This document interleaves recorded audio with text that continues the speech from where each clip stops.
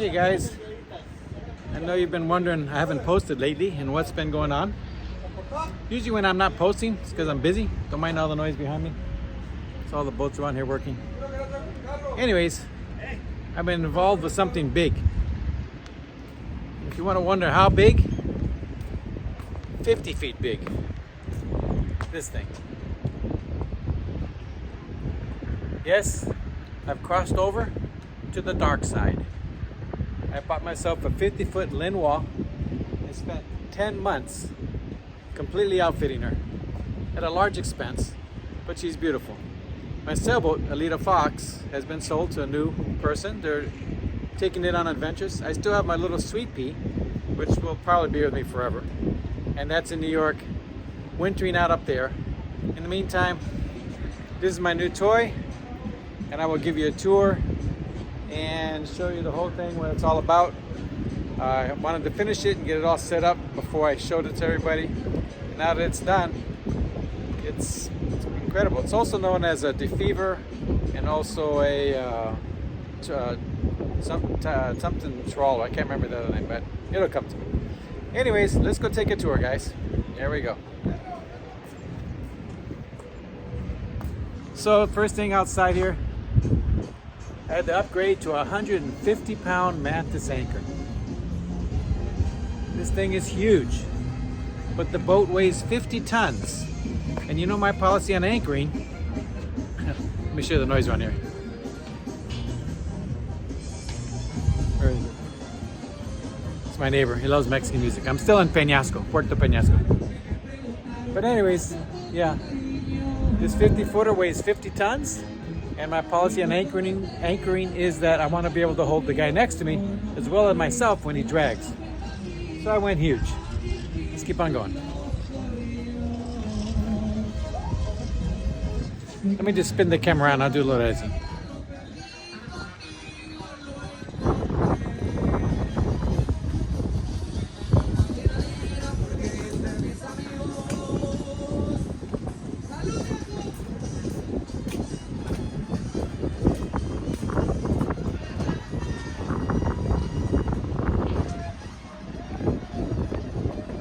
Okay, let's start with boarding. It's got its own boarding ladder on the other side, but right now I'm using this little step.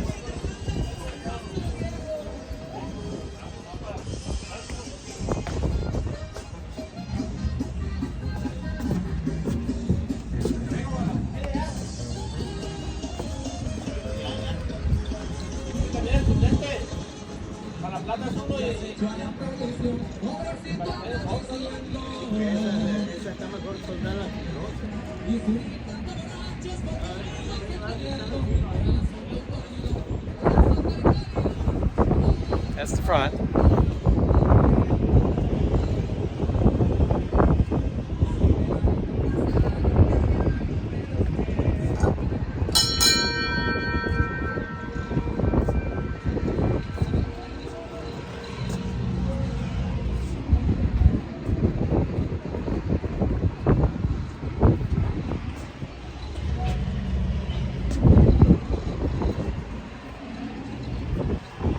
Got teak decks, which I completely redid. I added this little fishing table right here. Just clamped it on there. And you can see all the teak around here. Old school swim platform on the back, real small. And we can go upstairs in just a moment here.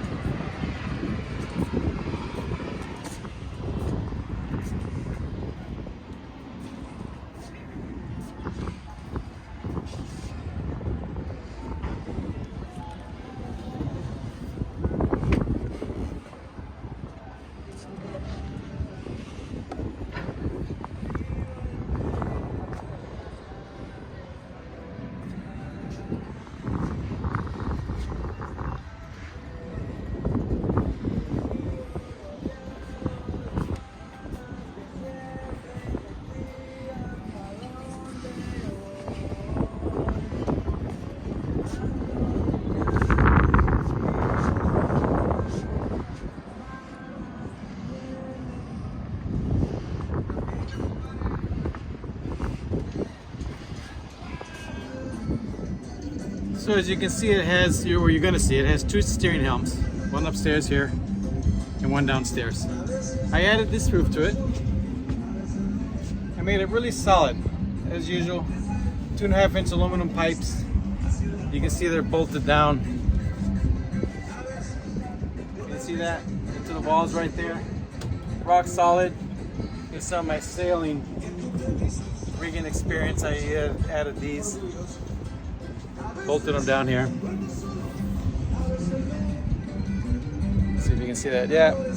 So that gives it rigidity front to back and left to right, also with the gussets up on top. And it enables me to put my hammock up. Hammock just ties here. These here for fishing. So I can throw my poles up here if I'm fishing. Yeah, my buddy just caught a fish. He wants to see that.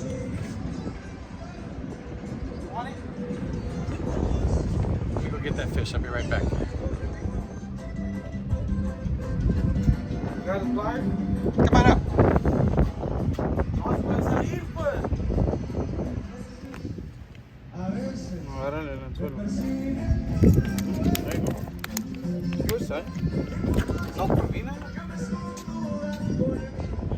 Okay, I got sidetracked on that fish. Anyways, there's a lot of fish over here. It's great. They're fresh fish. They come in from the outside harbor. They're delicious. And my blood pressure's been going up a little bit with age. So I start to eat a lot more fish. The truth is, when I'm out cruising, eating fish and walking around and doing stuff, our health goes up. But lately I've been here for the last 10 months of the year working on this boat. And so different kind of exercise, not quite the same as walking around. Anyway, that's another story. So here's the top. Maybe sit here, steer from here.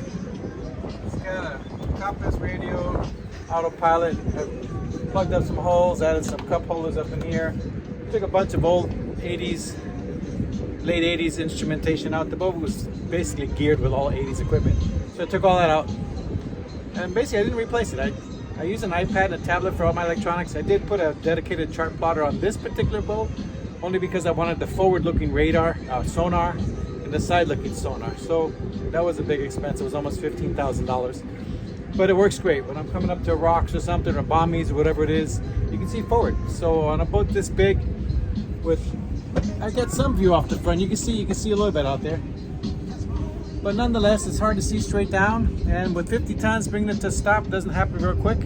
And I didn't want to run into anything, so I decided to up top. Plus, the cost of the boat is expensive. It's a large boat. So, but as you can see, the roof, it's got a nice hard top on it up there. You see how I can show you the view of the top of it.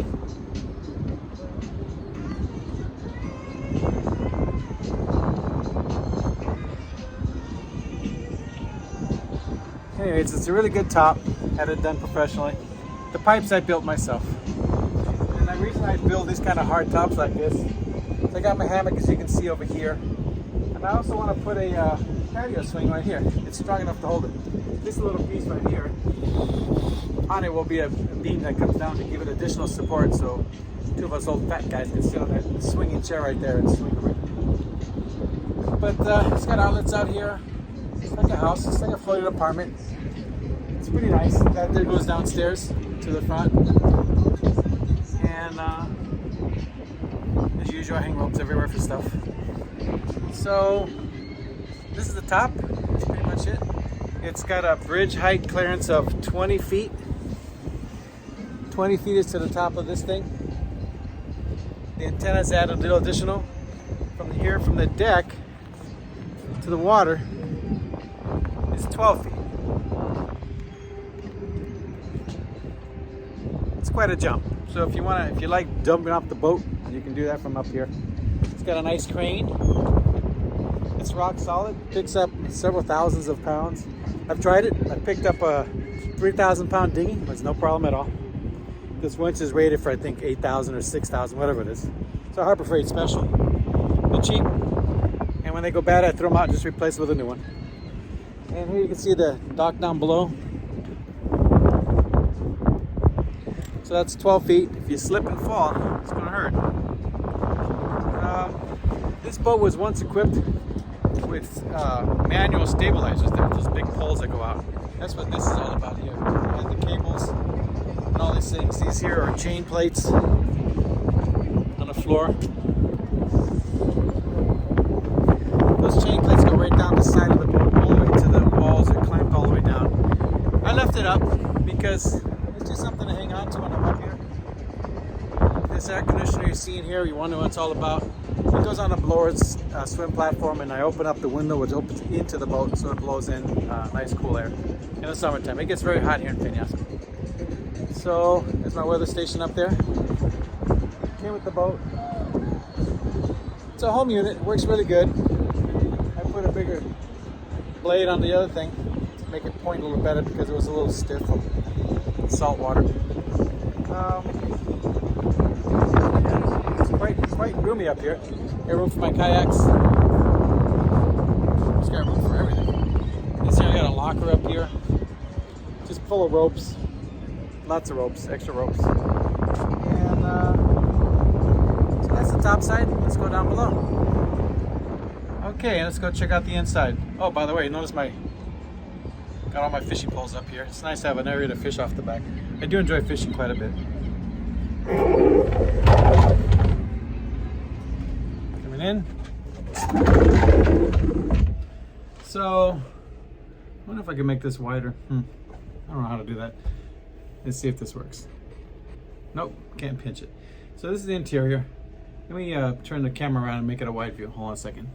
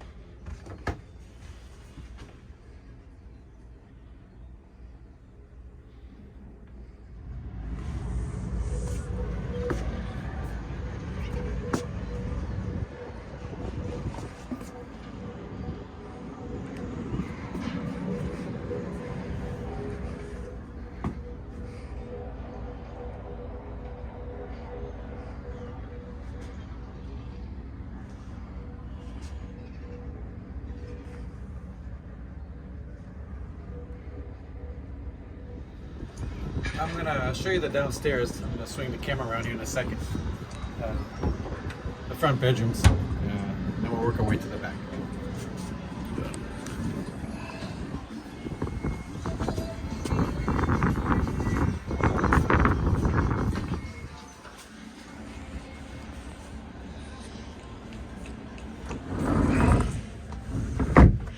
So this is the front. We got to go down this flight of stairs. It's a good 7 feet down, so it's quite a big boat. Put some lights on. I added all these red lights at night so you can see. I also added this white light up here. So you head down. This is the front bedroom. We turned it into a big pantry, basically. You notice it's loaded with food. We got supplies for tools, food, linen, beanbag chair. That's all full of food up in there. Those are the chain lockers. That's got 300 feet of inch and a quarter rope, really big rope. That's got 300 feet of chain for that big mantis. Here's my diving locker. I've got my wetsuits, spear guns, and all my diving stuff in there. Behind this wall here is another bathroom. We don't use it. I have 3 bathrooms in this boat. That one there, that water tank, it's going to be put under the floor so I can carry 150 gallons of water. And that's just a sink. And there was a shower here. I'm going to convert this into a laundry room just because.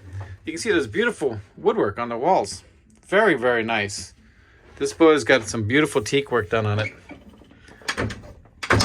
Let me show you that brand name one more time up here in case you decide to look it up. So that's the brand name. So you come into this room, and let me put the light on here for a second. Hold on. I got this bed covered because it's dust. It's dusty here in Penasco. So, but we keep it covered. There's a little girly thing here. These are just extra things that I have. Hi there. And you can see my crazy gray hair. This is just, like I said, an extra room. It's a beautiful bedroom. This is the guest room. Inside, past that door, is an engine room. You can access it from the other side, but you see that later. But basically, inside there is the engine room. I got my toolbox in the middle, so it's kind of blocking the door. Here's the other bathroom. That's a flushing toilet, electric, which works really good. And again, there's another walk-in closet there. I've got an air conditioner there. It takes that vent and you put it out the window because in Penasco it gets really hot. You turn this around. One thing about it here, guys, and don't mind my wild hair.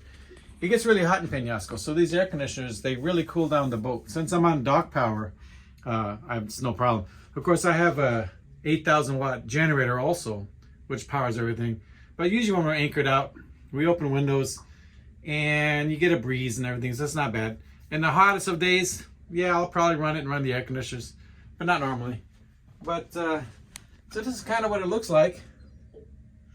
Give you an idea. I've got a little fan up there just to move the air, and I think this thing's on like that. So I don't know if it goes on with the big light. Don't remember. It's a great boat. We'll get to the other room here in just a second.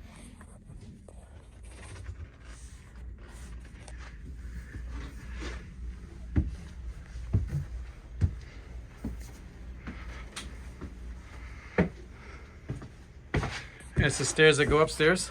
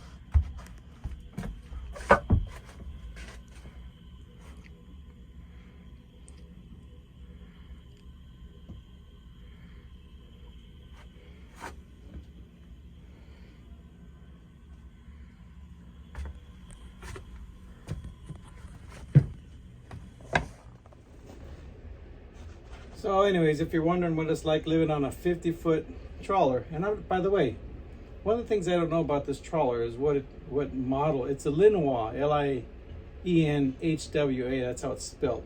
It's a 1980, I think it's an 85. Don't quote me on the year, but I believe it's 84, from 84 to 86, somewhere around there. I forget. But it's got 3 levels. You notice that the middle level is the dining room here, kitchen, steering helm.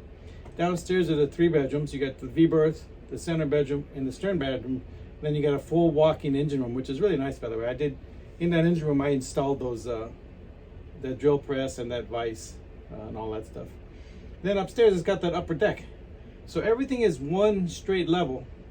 I've been on many trawlers. Most of them were those multi-levels, which were also nice. The multi-levels give you a bigger living room or a bigger dining room. This one here, you have to use the breakfast bar up there to use to eat. But what this gives you is a lot of privacy. The lower bedrooms, you got a back bedroom and a front bedroom, and then a center bedroom, then the forward bedroom. And they're separated by the engine room. So even when the engines aren't running, which are very quiet, it's got a pair of Ford Lehmans in there. and this thing holds 1,500 gallons of fuel. So the range on it is supposedly 3,000, between 3,000 and 3,500 mile range. Well, the other day I put in about I don't know, $2,500 in fuel. It wasn't that much. It wasn't even that empty. I could have bought a dinghy for that price, but that's the price of paying for trawlers. But it gets between 2 and 3 miles to the gallon. I did a test on it. It burns about 1.5 gallons per hour per engine at 5.5 knots. So I'm burning 3 gallons for 5 knots, so 6 knots. Yeah, between 2.5. I can slow it down to save a little bit, but I like to cruise around 5 knots. It's comfortable. It's got hydraulic stabilizers now. Remember I was telling you earlier about the ones that are on top. Someone added the new, I can't remember the brand name, but they're Naiads. They're Naiad hydraulic stabilizers, and they work really good. I wasn't a fan of any kind of stabilization, but they're there, they work, so I use them. But back to what I was talking about, is that the bedrooms, we had some friends come over. Since it's such a large boat, you have rooms. You can offer people to stay in places. One of my friends came with his wife and his 3 kids, and the boat is so well insulated and so quiet that people get lost on it. And I was wondering where he was. The boat motor wasn't running. We're out there anchored, and I was just checking on, see where everybody is. Hadn't seen him for half a day. You know, on a small boat, you usually see everyone 24/7. When you're in a big boat, you have to kind of look for people. I went forward and I didn't realize it, but the baby was actually crying, but I couldn't hear it up here. That's how well insulated this boat is. So it's a well-built boat. I did take it out for a maiden run in bad weather. I shouldn't have, but I did. It was blowing 57 on the nose, 12 for bigger seas. It was burying the bow. It was coming up. Boat did great. It's miserable, but the boat itself handled it with no problem. It's just sucks being out there. I usually tell people, yeah, you can buy these really tough boats, and what's it like? It's like going over Niagara Falls in a barrel. You can do it, but it's going to be miserable. So this boat did it. It was miserable, but it was great. I just kept it at 12 to 1,500 RPMs, motored into the storm, and just waited it out. 17 hours later, we got to the shore where there's less fetch, made a turn, and kept on going. It was great. But so anyways, I don't know what this boat design is called. If any of you guys want to put in a comment, some say it's a Europa, but I don't know. Europas also have that multi-level thingy. This is, like I said, it's got the 3 levels: bedrooms, center section, and the fly deck up above. I love it. It's really comfortable. It's a very heavy boat, and it moves with command through the water. It's not hard to dock. You just have to anticipate and think. And that's pretty much the boat. That's what I've been doing for the since November of last year. You can see I've put on a few pounds sitting here on this couch, enjoying the good life. But soon I'll be out cruising again and giving you guys some new videos of what's going on in the Sea of Cortez. The plans are to head to La Paz in mid-February. Of course, we're fueled up. With this kind of range, I can probably go from here clear to Washington non-stop, but we won't do that. We're going to take our time heading south and enjoy the ride, do some fishing, snorkeling, spear fishing, and just keep on cruising south. And I'll be posting videos soon after that along the way as I go, just to kind of keep you posted. Thanks for your patience. So I don't post regularly. I don't do this for monetizing. I just do it for you guys so you can watch it, for people who want to keep an eye on what's going on and they're curious. And that's it. I'll talk to you guys again soon. Bye-bye.